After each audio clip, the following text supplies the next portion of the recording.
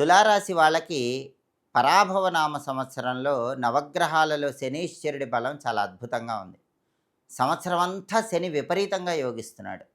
దానివల్ల తులారాశి వాళ్ళకి కష్టానికి తగిన ప్రతిఫలం ఖచ్చితంగా లభిస్తుంది. తులారాశి వాళ్ళకి శత్రువులు నశించిపోతారు. శత్రువులు మిత్రులుగా మారిపోతారు. లక్షల్లో అప్పులున్నా సరే తులారాశి వాళ్ళు ఆ అప్పుల సమస్యల నుంచి సులభంగా బయటపడతారు. అలాగే అనారోగ్యాలు ఏవున్నా కూడా వాటి నుంచి ఉపశమనం లభిస్తుంది. ఆరోగ్యం చాలా బావుంటుంది. అంటే రోగ, రుణ, శత్రు బాధలన్నీ తొలగిపోయి కష్టానికి తగిన ప్రతిఫలం లభించటానికి, జీవితంలో ఉన్నత స్థాయికి ఎదగటానికి ఆరో స్థానంలో శని సంచారం పరాభవ నామ సంవత్సరం మొత్తం తులారాశి వాళ్ళకి విశేషంగా యోగిస్తుంది.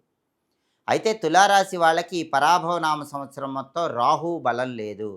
డిసెంబర్ 5వ తేదీ వరకు రాహు 5వ స్థానంలో వ్యతిరేక ఫలితాలు ఇస్తున్నాడు. డిసెంబర్ 5 తర్వాత 2027 ఏప్రిల్ 6వ తేదీ వరకు 4వ స్థానంలో వ్యతిరేక ఫలితాలు ఇస్తున్నాడు. అంటే మొత్తం మీద రాహు బలం లేదు. డిసెంబర్ 5 వరకు తులారాశి వాళ్ళకి చిల్డ్రన్ రిలేటెడ్ ప్రాబ్లమ్స్ రాహు ఇస్తాడు. అంటే పెళ్ళైన తులారాశి వాళ్ళకి సంతానం కలగటం కొద్దిగా ఆలస్యం అవటం. లేదా సంతానం ఉన్న తులారాశి వాళ్ళు ఆ సంతానం గురించి ఏదో ఒక టెన్షన్ ఫేస్ చేయటం.